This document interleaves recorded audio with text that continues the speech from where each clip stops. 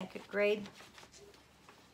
We are, as it says, on day 3. Today is April 8th, and it's a Wednesday, and you need to have out your California Studies, week number 24. It's entitled Presidents.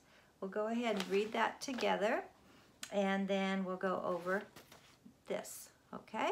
You can put your heading on it right now, or you can wait, okay?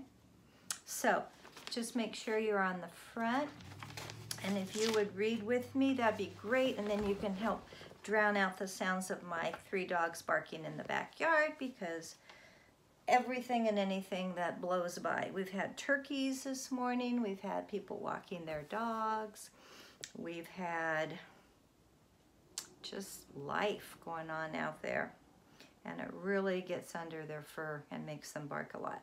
So let's go ahead and start reading. This is called Presidents. Ready? Presidents are the elected leaders of our country. American citizens vote for which person they think would do the best job as president. A president is the leader for 4 years. Those 4 years are called the president's term. A president can have 2 terms. If a person wants to be president, they must be at least 35 years old, a natural-born citizen of the United States, and have lived in the United States for at least 14 years. Would you like to be president someday? Not so sure I'd wish that on my closest friends, but if God leads you in that direction, anything is possible. So go on to the inside, page 2. You see a very famous president there that you're very familiar with, George Washington. Okay, ready? George Washington is famous for being the first president of the United States of America. In 1775, he was made general of the Continental Army. After leading the army to victory in the American Revolution, he was elected as our president. He helped build the American government and the expectations for a president. Washington decided not to be president after 8 years because he believed the president should not be too powerful like a king. And that's what we had come from, and that's what we wanted to get away from. Let's go straight across to the dark green box, and ready? In 2008, Barack Obama was elected President of the United States of America. He became the first African-American president. He is known for creating a health care bill that helps all people afford health care. Go down to the blue box. There's a very famous mountain in South Dakota, Mount Rushmore. It's a national memorial in South Dakota. It honors George Washington, Thomas Jefferson, Theodore Roosevelt, and Abraham Lincoln. Their heads are carved into the Black Hills. It took almost 400 men and women to work on the carving. I've never seen it. I know somebody in class saw it. I don't remember if that was Gavin Smith or who that was. You can text or email me or message me somehow and let me know if that was you. Could have been Dylan, I'm not sure.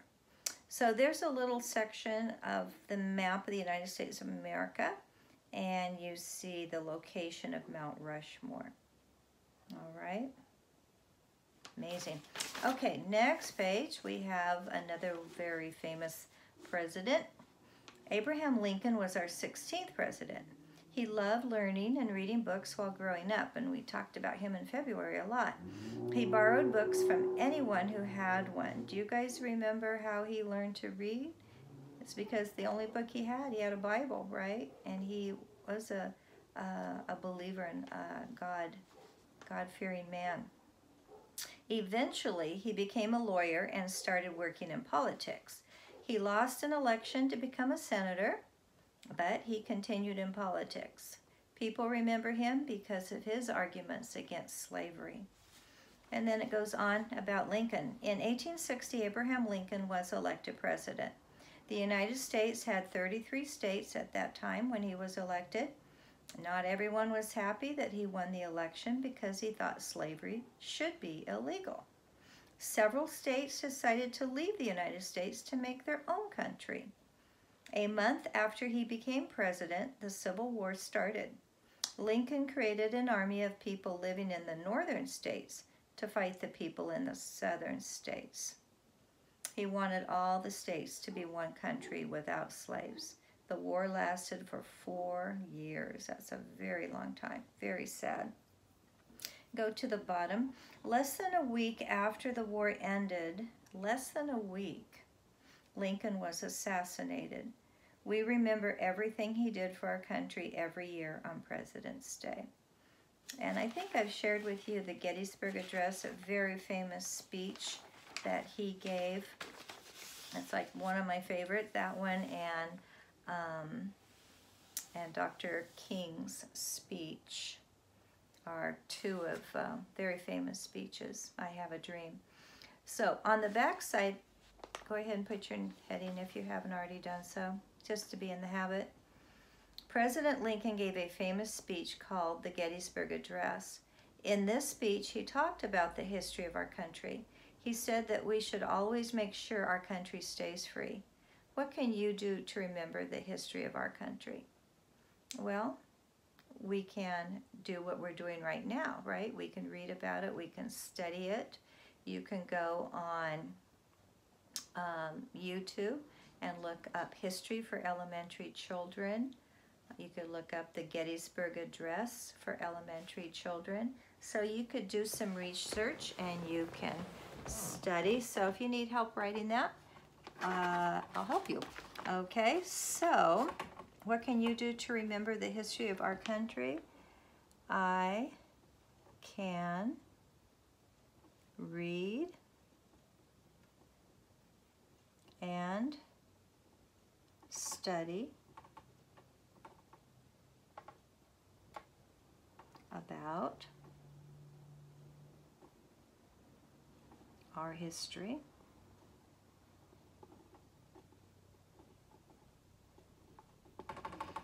Okay.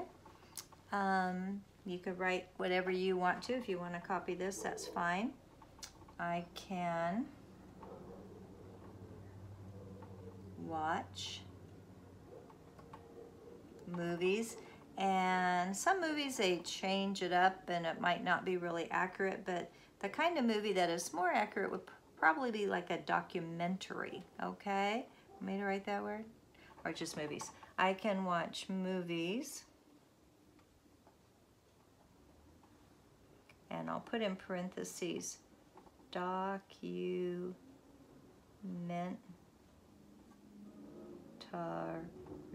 That's a long one. Documentaries, where they document, which is state the facts. I can watch movies or documentaries on history. You know what else you could do? You can ask people who have been there. For example, if there's anybody in your family old enough to remember, now nobody can remember the Gettysburg Address, nobody was there from your family, but you might have a great grandma that's still around who can tell you what life was like when she was a child, and even a grandmother. Life was different when she was growing up. And that would be your history, right? Your family history, which is probably the most interesting history of all. So you can pause me and write that down and then come back. Okay, the next part says, how did George Washington make a difference in our lives today? So what did George Washington do that made a difference in our life today?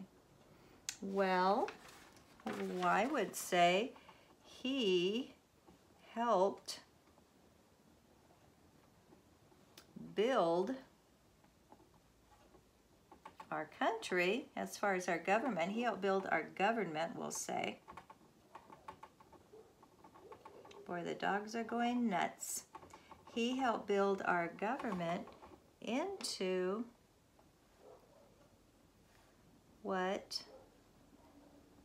we have today. We don't have a king, do we? We have elected officials that we can vote in, vote out.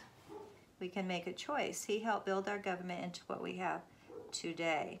So you can pause and write that and come back.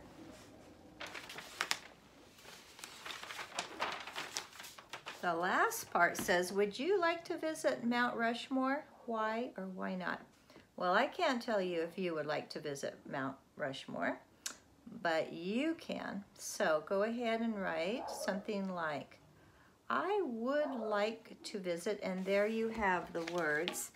All you have to do would be there's would, make it a lowercase, would, get rid of you, like to visit Mount Rushmore because, B-E-C-A-U-S-E, because. I will write it right here too. B-E-C-A-U-S-E.